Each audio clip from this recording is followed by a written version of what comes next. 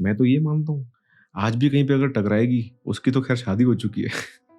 कहीं पे टकराएगी तो हाय हेलो होगी, स्माइल, चाय-वाय पिएँगे, बोलूँगा हाँ भाई चलो यार, अच्छा चल रही है ज़िंदगी वगैरह, कोई दिक्कत है ही नहीं।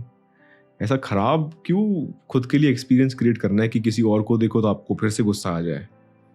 वो सब करने की ज़रूरत नहीं है ना भाई साहब। इसमें कोई बहुत बड़े ज्ञान की ज़रूरत नहीं पड़ती, सिंपल सा ऑब्जेक्टिवली चीज़ों को देखना शुरू कर दोगे ना कि हाँ, हाँ, मेरी मेरी गलतियों का जो घड़ा है ना, मेरा बड़ा है। ये जो आज के ज़माने के लड़के-लड़कियाँ ब्रेकअप के बाद शायरियाँ लिखते हैं, पोएट्री करते हैं, मुझे लगता है कि मेरे ब्रेकअप के बाद तो यार मुझे कभी ऐसा मौका मिला ही नहीं कि मैं शायरी लिखूँ, फिर दर्द भरी पोएट्री लिखूँ, फिर ये लिखूँ, वो लिखूँ, क्योंकि ऐसा कोई एक्सपीरियंस मुझे लगता है अगर फ़ील होने भी लगा था मुझे कुछ टाइम पर, ये आज से यार बहुत पुरानी बात है, इतनी कोई नई ताज़ा-ताज़ा बात नहीं है। बट मैं समझा पा रहा हूँ ऑब्जेक्टिवली, क्योंकि मेरा दिमाग उस टाइम पर भी खुला हुआ था, आज भी खुला हुआ है, क्योंकि मुझे कभी भी ऐसा लगा नहीं कि उसने मुझे कुछ मेरे साथ गलत हुआ है, मुझे कुछ पेन हो रहा है, ऐसा कभी लगा नहीं मुझे, क्योंकि मैं सोच पाता हूँ चीज़ें कि हाँ भाई साहब, मेरी गलतियाँ हैं 50। मुझे पता है कि मैंने उसको ट्रीट खराब किया था। मुझे पता है कि मैं पहले कैसा बेवकूफ़ आदमी हुआ करता था, जिसके साथ कोई रहना पसंद नहीं करेगा। सो उस चीज़ का रियलाइज़ेशन मुझे पहले भी था, आज भी होता है कि आज भी भाई साहब हमारे अंदर 50 खामियाँ हैं, मैं क्यों किसी और को दोष दूँ? मुझे तो मेरी खामियाँ 50 दिखती है, मैं किसी और के लिए क्या दर्द भरी शायरियाँ लिखूँगा कि मुझे तो किसी ने ये कर दिया, मुझे तो किसी ने वो कर दिया। अरे! मैं खुद भी खुद की गलतियाँ ठीक नहीं कर पा रहा हूँ, मैं किसी और की गलतियाँ क्या ही गिनने बैठूँ। इसीलिए मुझे ये कुछ दर्द भरे गाने, दर्द भरी शायरियाँ, पोएट्री पसंद नहीं आती, या फिर मैं एंटरटेन भी नहीं करता।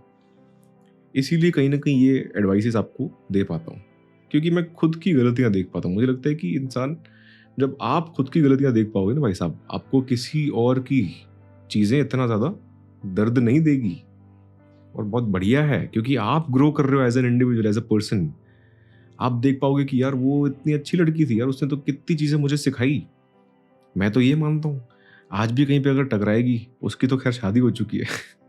कहीं पे टकराएगी तो हाय हेलो होगी, स्माइल, चाय-वाय पिएँगे, बोलूँगा हाँ भाई चलो यार, अच्छा चल रही है ज़िंदगी वगैरह, कोई दिक्कत है ही नहीं। ऐसा खराब क्यों खुद के लिए एक्सपीरियंस क्रिएट करना है कि किसी और को देखो तो आपको फिर से गुस्सा आ जाए। वो सब करने की ज़रूरत नहीं है ना भाई साहब। इसमें कोई बहुत बड़े ज्ञान की ज़रूरत नहीं पड़ती, सिंपल सा ऑब्जेक्टिवली चीज़ों को देखना शुरू कर दोगे ना कि हाँ, हाँ, मेरी मेरी गलतियों का जो घड़ा है ना, मेरा बड़ा है। मैंने अगर गलतियाँ परसेंटेज वाइज़ देखूँ मेरे रिलेशनशिप में, तो 70% गलतियाँ मेरी है, 30% उसकी होगी। ताली तो 2 हाथ से बजती है, लेकिन उसमें भी प्रोपोर्शन मेरा ज़्यादा है। मुझे पता है ना कि मैं कितना बेवकूफ़, कितना एग्रेसिव आदमी हुआ करता था पहले। लड़का बोलूँगा, आदमी नहीं, लड़का। उसके बाद आई बिलीव आई हैव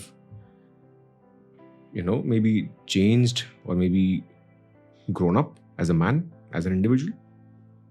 अभी भी सीख रहे हैं 50 चीज़ें। इसीलिए किसी के लिए मेरे दिमाग में भाई साहब ये आती नहीं है इस तरह की फीलिंग्स कि मेरे साथ किसी ने कर दिया कुछ, मुझे किसी ने तो दर्द दे दिया, मुझे किसी, अरे उस किसी की काबिलियत नहीं है कि आपको दर्द वर्द दे सके। आप खुद ही लेके बैठ गए हो ना, क्योंकि आपको खुद की गलतियां दिखती ही नहीं है। आप खुद को तो देख ही नहीं पाते हो कि मैंने कहाँ कहाँ पर, हाँ एक्चुअली ठीक है भाई, बहुत मजा आया तुम्हारे साथ। ये ऊपर ऊपर से बोलने वाली बात नहीं है। आप जब खुद समझ पाओ, खुद फील कर पाओगे, यार इसके साथ जितने दिन था, जितने साल रहा, मजा आया यार, बहुत मजा आया भाई। क्या बोलूं मैं? उस टाइम पर तो बहुत मजा आया। कहीं कहीं पर मुझे लगता है कि उसने मेरी 50 तरह का जो गलतियां हैं नजरअंदाज की है। थी, है नहीं थी। तो मुझे लगता है कि उसने 50 बार चलाया होगा मेरी छोटी मोटी चीजों को, मेरे टोन को। मेरा टोन आप सुनोगे ना पहले, तो आपको मैं पसंद ही नहीं आऊंगा। ऐसा आदमी, ऐसा लड़का था मैं। Aggressive, argumentative. खैर ठीक है, वो हर एक व्यक्ति के अलग अलग ट्रेट्स होते हैं। आज भी कुछ चीजें ऐसी है, लेकिन किसी ह्यूमन की पर्सनली जो जो लोग मुझसे एसोसिएटेड हैं, वो सेटिस्फाइड रहते हैं मुझसे, मेरे बिहेवियर को लेके, मेरे साथ जो उनका एसोसिएशन है। क्योंकि हर एक उस व्यक्ति जो जो मेरी लाइफ में ऐड हुआ या एलिमिनेट हुआ, उन सभी से मैंने बहुत कुछ सीखा है, कि उनके फीडबैक लिए हैं भाई साहब। आपको खुद का ईगो जीरो कर देना पड़ता है। ईगो हटा के साइड में फेंक दो, कोई काम का नहीं है आपका ईगो भाई साहब। 50 तरह की बातें आपको सोचनी पड़ती है, लेकिन पोटली बांध के फेंक दो ईगो को, आप सीख नहीं पाओगे। ठीक है, समझ पा रहे हो? सो एसेंशियली अगर मैंने कभी मेरी पर्सनल बातें शेयर नहीं की कि मेरा रिलेशनशिप, मेरा ब्रेकअप, मेरा ये, मेरा वो, क्योंकि मुझे कुछ हद तक तो याद भी नहीं रहती चीज़ें, और कुछ हद तक कैसा है कि भाई इतने अच्छे एक्सपीरियंसेस रहे, तो क्या बोलूँ मैं अभी। देखो, ब्रेकअप हर किसी के लिए पेनफुल होता है, लेकिन ब्रेकअप के दौरान भी मज़ा आया मुझे, क्योंकि मुझे पता है कि उसको करना पड़ेगा ब्रेकअप। आप ये देख पाते हो कि हाँ, उसके लिए एक्चुअली कोई और सही है, मैं सही नहीं हूँ, मुझे पता है। भाई साहब, लॉजिकली, इमोशनली की बात नहीं कर रहा हूँ मैं। ऐसा नहीं कि भावनाओं में बात कर रहा हूँ, एकदम लॉजिकली दिमाग खोल कर बात कर रहा हूँ कि मुझे पता है उसके लिए कोई और सही है, मैं सही नहीं हूँ उसके लिए। तो आप बोलोगे ना कि एक्चुअली उसकी लाइफ बेहतर हुई, मेरी भी बेहतर हुई एज एन इंडिविजुअल, बट हाँ, मुझे लगता है कि ठीक है, उसकी ज़्यादा बेहतर है, तो उसमें मुझे मज़ा आ रहा है, खुश हूँ, है ना। तो आप और लोगों को भी अप्रिशिएट कर पाओगे, कोई और आपकी लाइफ में आएगा तो क्या ही दिक्कत है। ताली देखो दोनों तरफ से बजती है, लेकिन आप देख लो आपका रास्ता कैसे निकालना है आपको। फिर आप खुद को झूठी बातें करो, मन बहलाने वाली, जिससे कुछ होता नहीं है। आपको खुद से देखनी पड़ती चीज़ें लॉजिकली। हाँ हाँ, बहुत सही, एक्चुअली अच्छा एक्सपीरियंस रहा, उसने बहुत कुछ सिखाया मुझे। ये चीज़ें आपको खुद से सोचनी पड़ती है, और कहीं ना कहीं ये सोच में बदलाव खुद से ही आता है, कहीं और से नहीं आता भाई साहब। सोचो, बहुत बढ़िया थी हमारी एक्स। ऐसा नहीं है कि अच्छी नहीं थी, अच्छी थी। डिसिप्लिन उसके अंदर कल्चरल वैल्यूज, मॉरल वैल्यूज, लोगों को ट्रीट कैसे करना है उसको अच्छा आता था, मुझसे बेहतर करती थी वो, है कि नहीं। और इवन उसका ट्रीटमेंट और बिहेवियर मेरे प्रति काफ़ी बढ़िया, और मेरा ट्रीटमेंट और बिहेवियर उसके प्रति डब्बा गुल, बहुत ही बेकार। सो मैं मानता हूँ कि जितना भी टाइम अगर वो मेरे साथ रही, तो उसने मुझे टॉलरेट किया है। सोच पा रहे हो, उसने मुझे टॉलरेट किया है, तो ब्रेकअप होने का मुझे पेन क्यों होगा। मुझे तो लगता है कि ये भाई एक्चुअली तेरी जान छूटी मुझसे, सही है। सोचने वाली बात है, मैं देख पा रहा हूँ ये चीज़ें लॉजिकली।